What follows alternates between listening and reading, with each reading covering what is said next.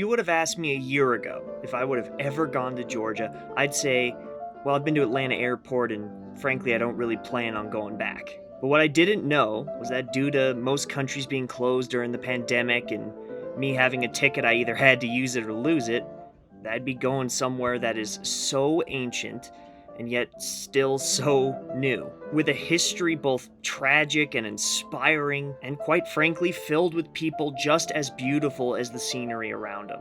This is Georgia. Not Atlanta, Georgia, but the Georgia of the Caucasus. And whether you're already considering going, or maybe you're just gonna watch this and it might spark something in you to maybe go try it out over there, I promise you're not gonna be disappointed. Tbilisi is a city of striking contradictions. Its culture is uniquely its own, yet it's influenced by everyone around it. From the remains of Turkish bathhouses from the Ottoman Empire to Roman and Mongolian ruins, medieval churches, Soviet brutalist architecture, this country is frankly more layered than baklava. Tbilisi has had confirmed inhabitants since at least the 1st century, and every ruling power of the ages has come to value it enough to try and take it over, leaving only their positive influences in its wake. Turkish coffee, European buildings, Soviet underground art, I suppose, all tinted by the warm glow that can never extinguish, the glow of the Georgian spirit.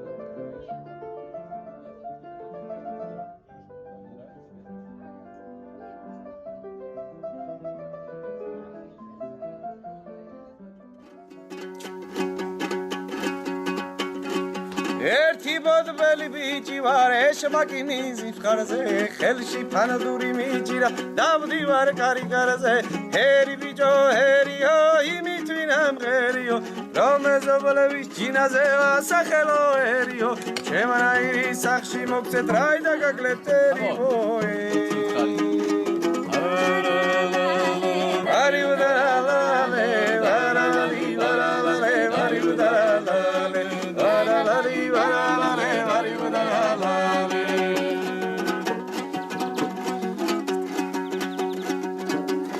სკოლაშია თითის როშავი ენი გამაგზავნე ნახევში ამასენდა დიდედა და ბაბამ ყვანდა ვაკირში ნახირი დღეში შავალალე ვაკირისკენ გავხეო პაპა ჩემმა დამიძახა როგორ ციგნა გდახეო როგორ დაივაშკაცებულ ხარ ჩოჩორი გავსახეო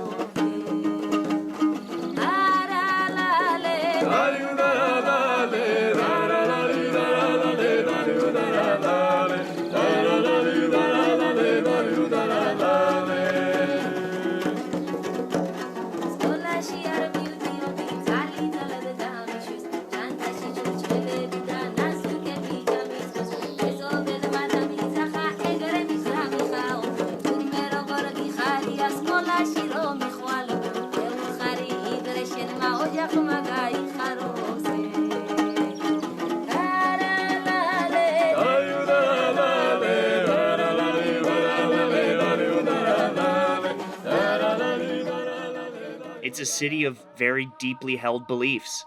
With 80% of the population claiming the Orthodox Christian faith, its cityscape is lousy with churches both ancient and new.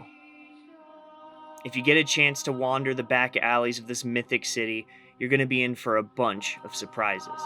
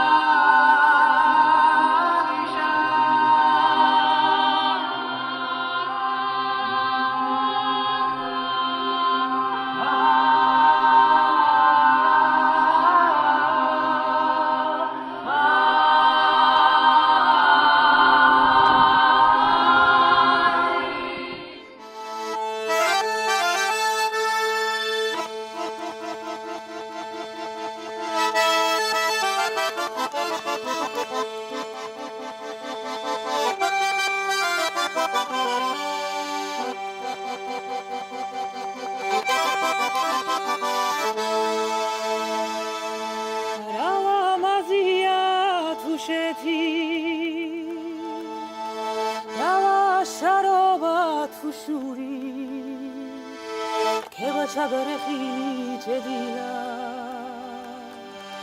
سنتلی چوبا گادا گوسولی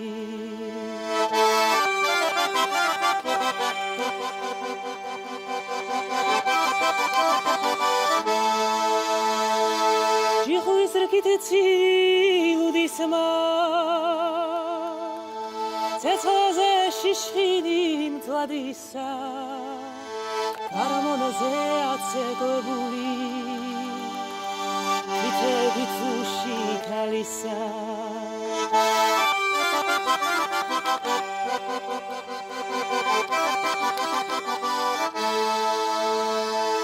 پرادو بازه چامت گریوه بولم با خدا کلیدا واجیا خیبه گوشی اما غیره بولم شماگی آواز نیست غلیا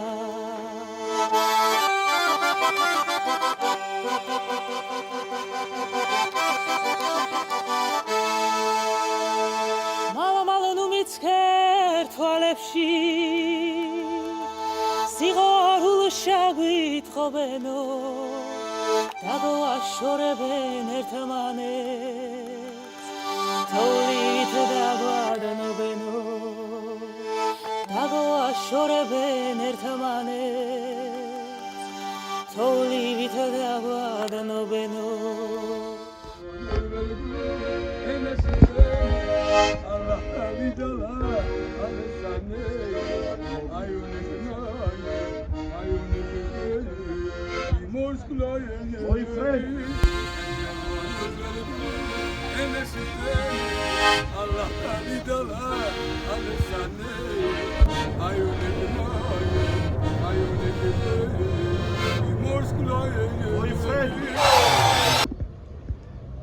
All these nice cages, completely empty, but oh, what's this?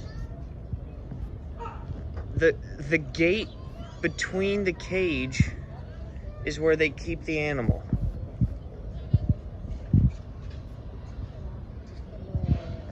Hello, goat friend.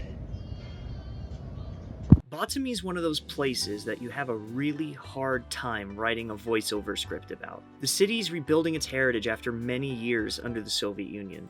So, a bunch of its Soviet structures are either abandoned or serve a new purpose. The Dolphinarium is now privatized.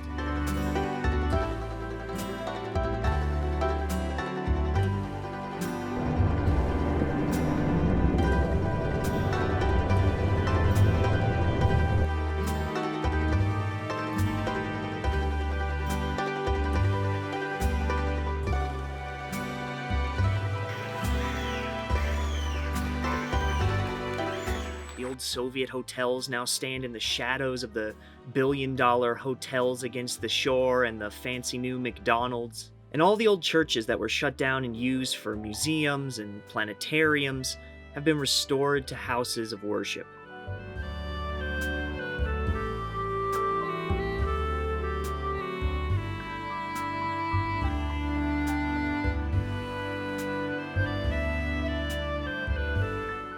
This seemingly sleepy city during the day shows off more than its black stone beaches.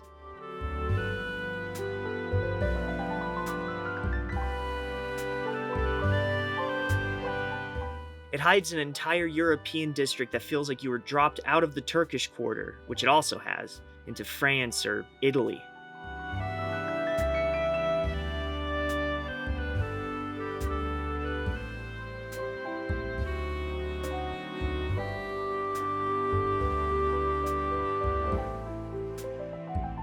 Not to mention, this region has its own unique culinary tradition.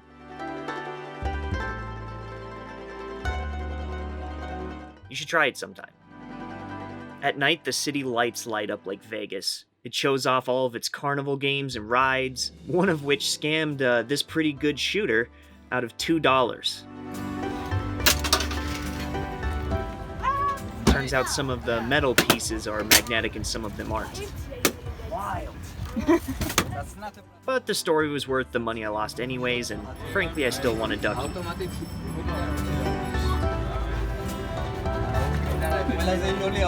So who can compare? That would be 2 and 1. Its deep green comes from the mountains that surround it, and the parks inside it are lousy with trees and foliage year-round.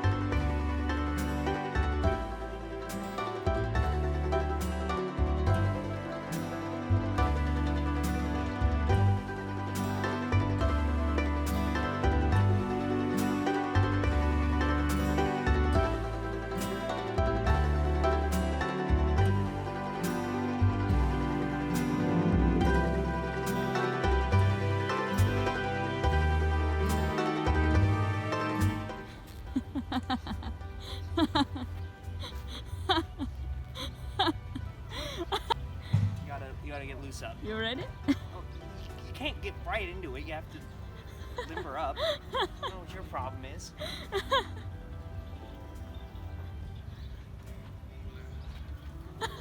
Oh my god. Okay. I'm sorry. Oh no.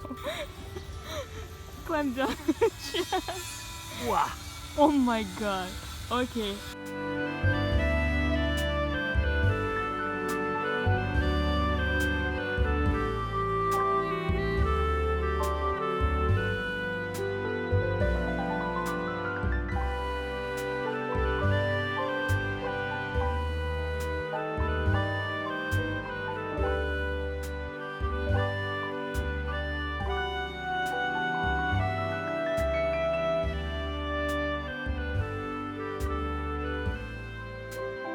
But one of the best experiences, frankly, was seeing a small marina from the Ferris wheel, and last minute chartering a private yacht to take us fishing at sunset.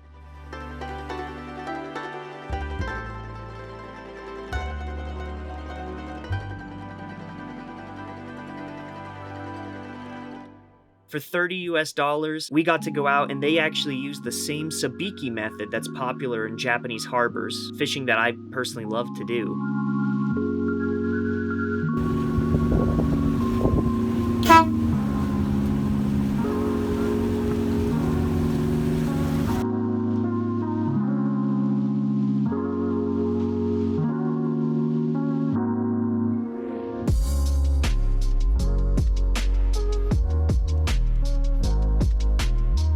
Although it started with a single fish in the net.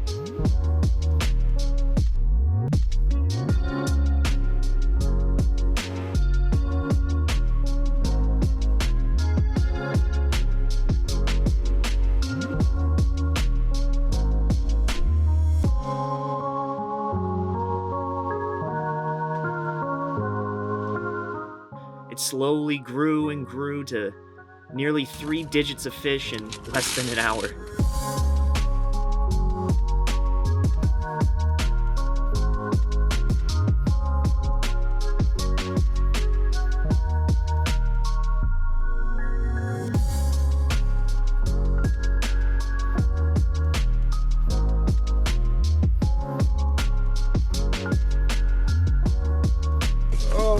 uncle who lives in America, Denver, Colorado. That's where I'm from. Denver. Denver. А, родственники. Скажи, что мы родственники. Look how big that one is.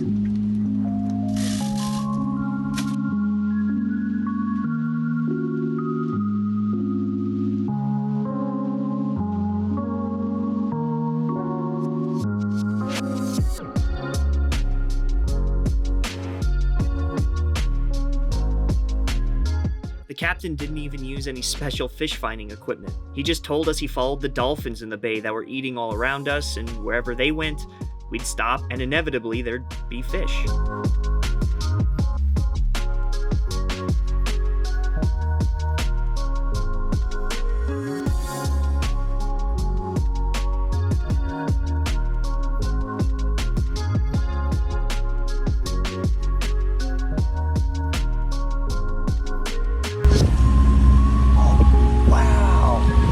Pods of them. These are Black Sea mackerel, and they are delicious.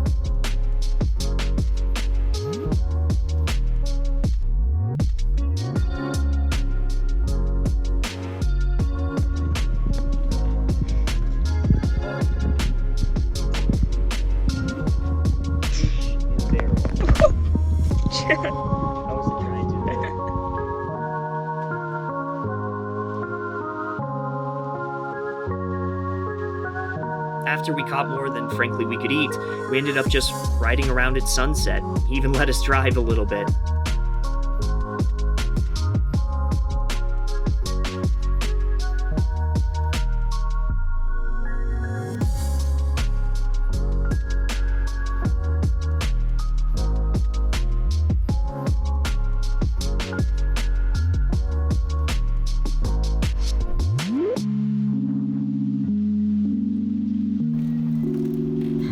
Как там тянуть? Хивин. Вот. Я английский учу в Академии морской. When we finally went to shore, the captain told us about this wet market where a bunch of babushkas were sitting ready to prepare our fish.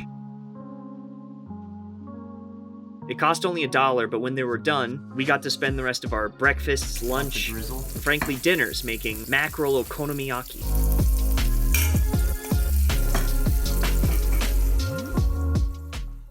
Batumi is truly a special place. Gori is probably the definition of a one-horse town. Well, maybe 2 horses. It's most known as the hometown of Joseph Stalin.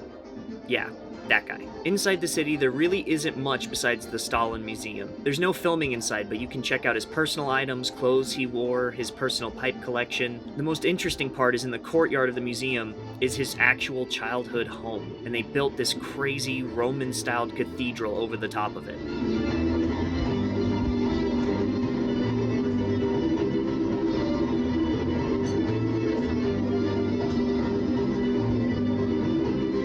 You can actually walk through his personal train that he rode in, since I suppose he was afraid of planes.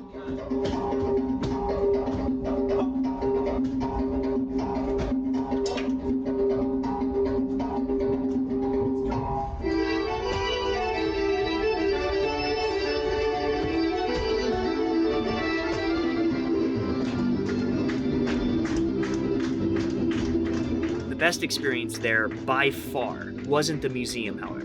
A small family invited us to have a traditional Georgian meal, complete with all the homemade trimmings and wine, the laughter, the stories, the history telling about their country.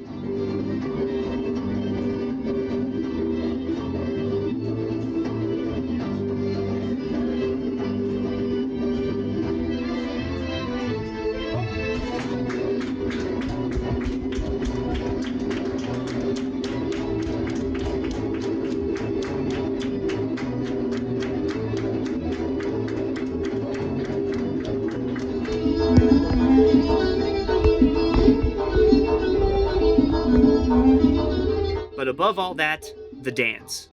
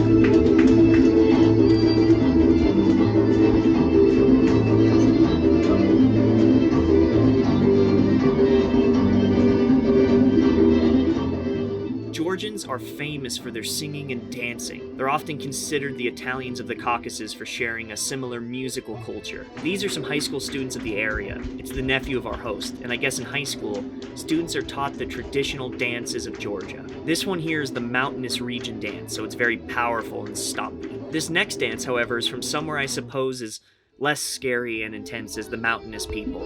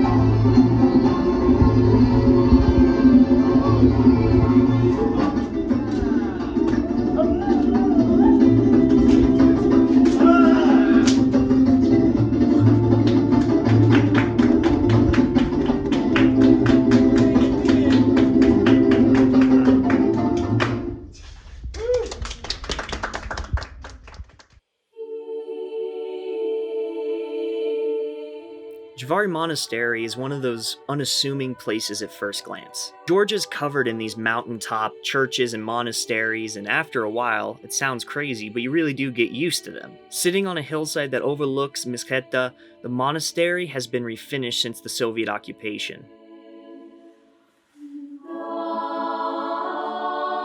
Cool enough though, some of the bricks still stand from the original 6th century complex.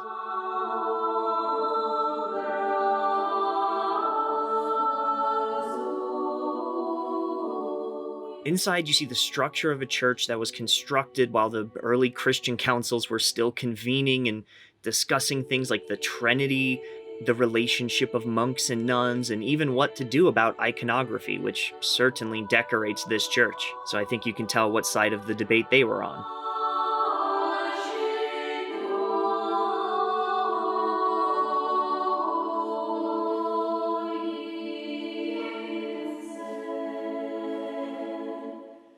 Not unique to this church, but cool for this video, there's actually a unique cross that the Georgian Orthodox use, and it's made from wine grape stems. That's actually the symbol of Christianity in Georgia.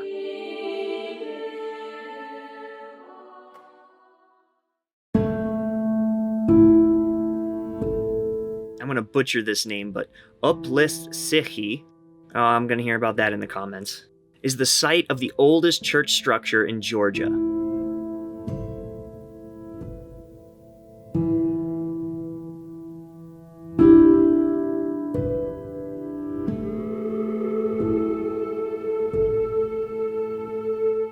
With the caves being used since the 4th century for services which are still recognizable to the 9th century structure built on top of it. These caves were used even before the Christianization of the region, with artifacts being found by Soviet archaeologists dating to the first millennia. It's only a small hike up and it is covered in sprawling mountainside, and you can hear the small echoing footprints of special lizards and sheep running all over the place.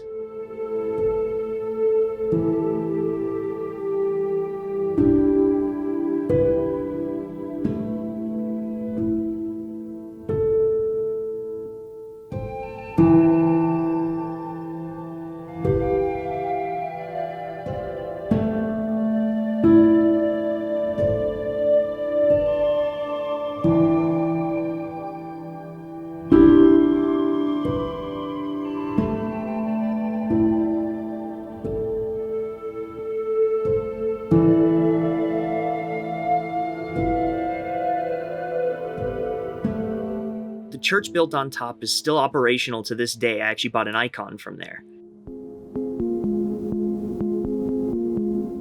With the entire complex showing a complex picture of Georgian belief. From the prison holes where goat thieves would rot in the ground, to the cave carvings that are still recognizable in modern church architecture.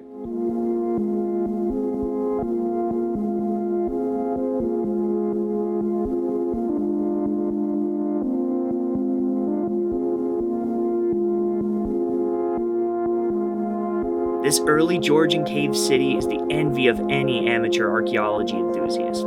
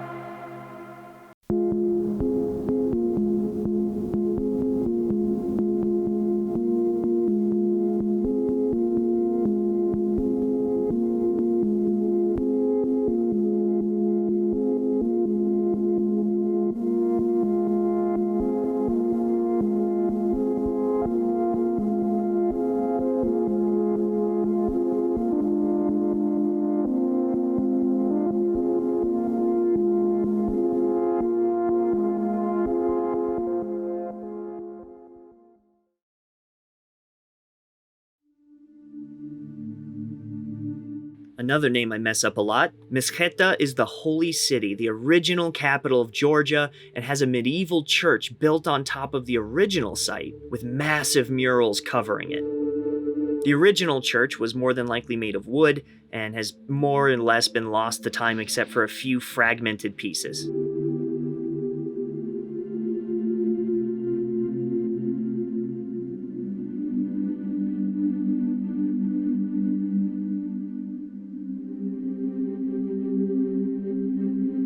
Inside the cathedral is such a stunning sight that it really makes you feel like you left modernity and returned to tradition. The ceilings are taller than most buildings in Georgia.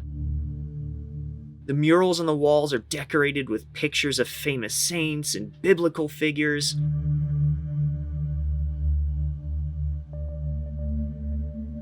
And it's even more unique since it's the only church in Georgia that also includes a mural of the zodiac symbols. Yeah, figure that one out.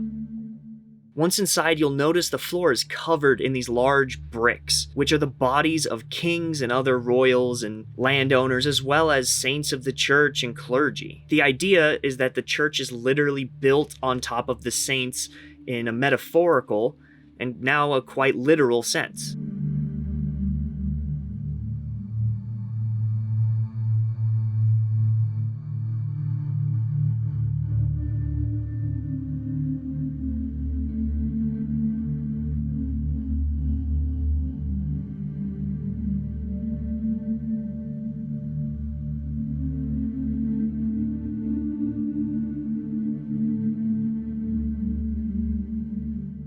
You'll also see this interesting piece jutting out of the floor in a sort of weird spot. This is said to contain the original tunic of Jesus Christ. Now, it's not on display and I couldn't find any pictures anywhere to show you, but it rests inside this ancient container. Supposedly. Now, I love the modernity in Georgia. The new architecture is so beautiful and interesting, and it contrasts so well with the traditional. But sometimes escaping it is truly just a single step inside such a massive historical artifact like this cathedral.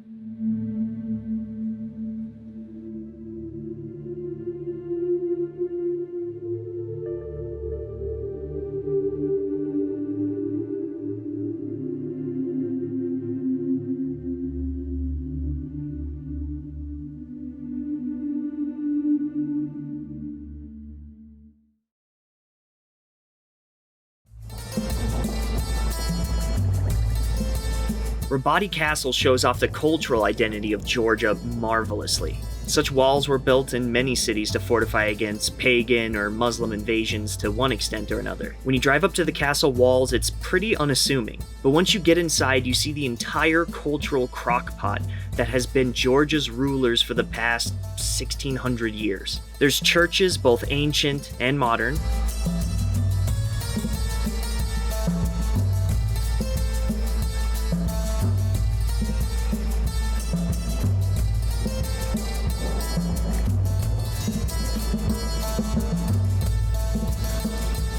Showing the strong Christian identity the Caucasus have had for generations.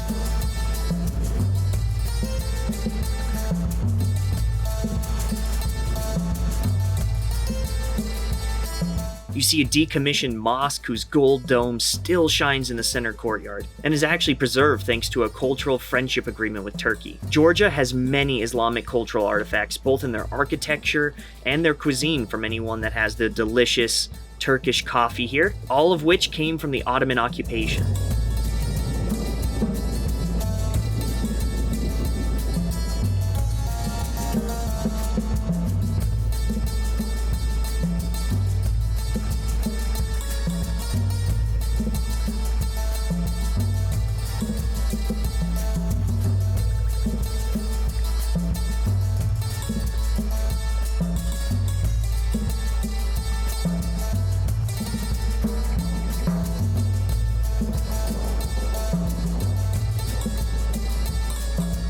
You also see the native Georgian castle structure, which towers over the entire complex, complete with dungeons,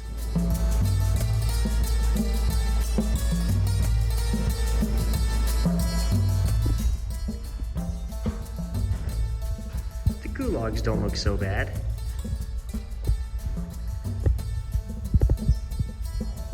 You think?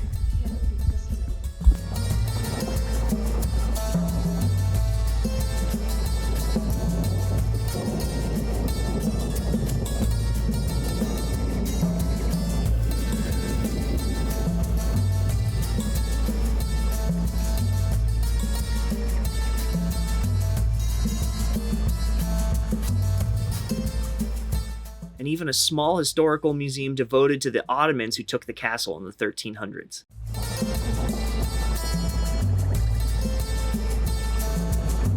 You won't believe the mix of cultural icons in this structure, frankly, unless you see it for yourself. Just like Georgia, it's a blend of every possible people, belief, and time period throughout history. And the cool thing is you get to just walk through it.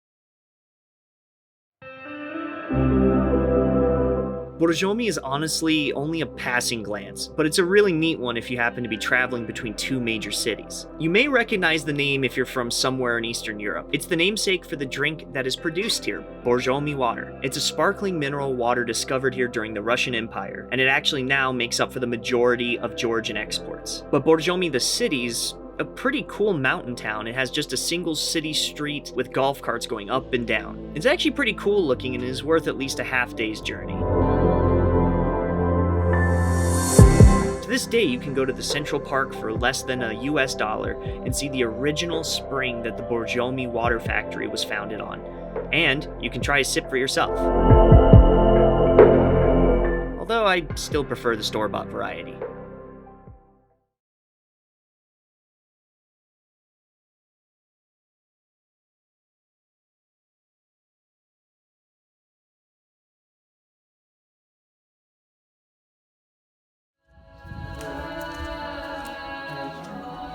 Vardzia was the most moved I ever was in Georgia. And that's saying a lot, because Georgia's a very moving place. It's a mountainside cave monastery with 19 tiers of cave structures that stretch over 500 meters. It's still used as a monastery to this day. I actually got blessed by a monk here. The song you're hearing now under my voice is actually something we recorded inside the 11th century church of Dormition at the heart of the caves.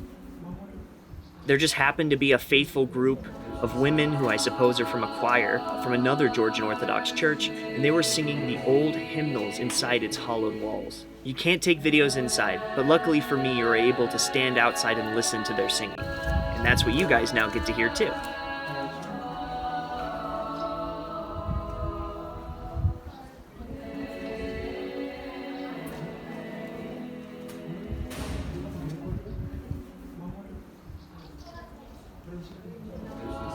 The monastery is supported by a natural spring that's fed by 3 wall holes.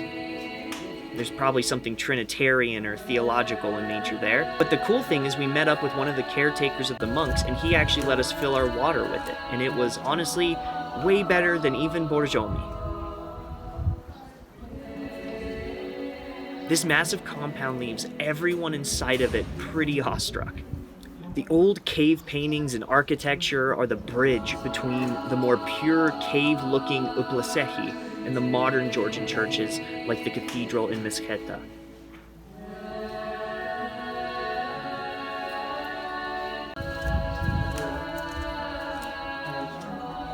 Only becoming abandoned after the Ottoman takeover, it's slowly being lost to earthquakes and erosion.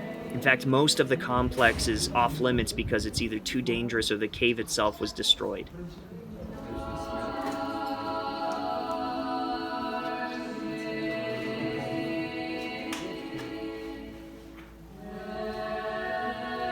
As a newly established UNESCO site, hopefully its lessons will be preserved to teach the world about its past for years to come.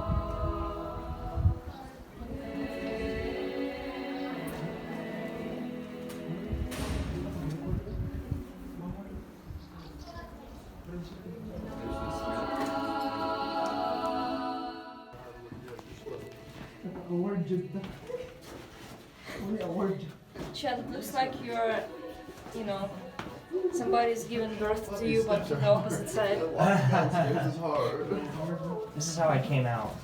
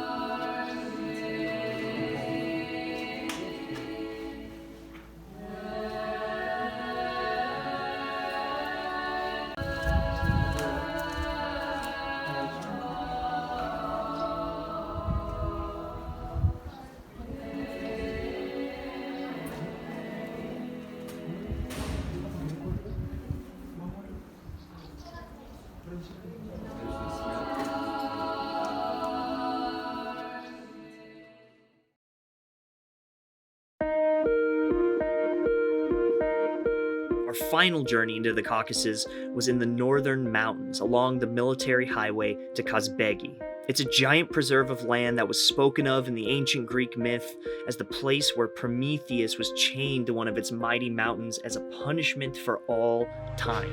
Let me tell you, I can see why they made this that site.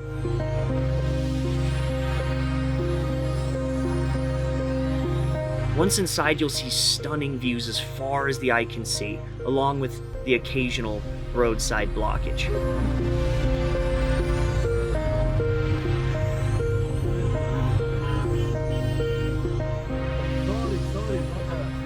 There's so many places with the grass and Oh, I prefer icebergs.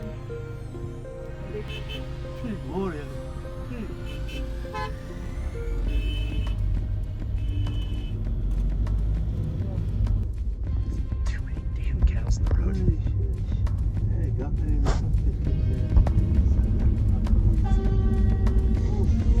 But once you're past the cows and the street pigs and the construction, you'll see Gergeti. It's a Trinitarian church perched at the top of all the civilization in the valley.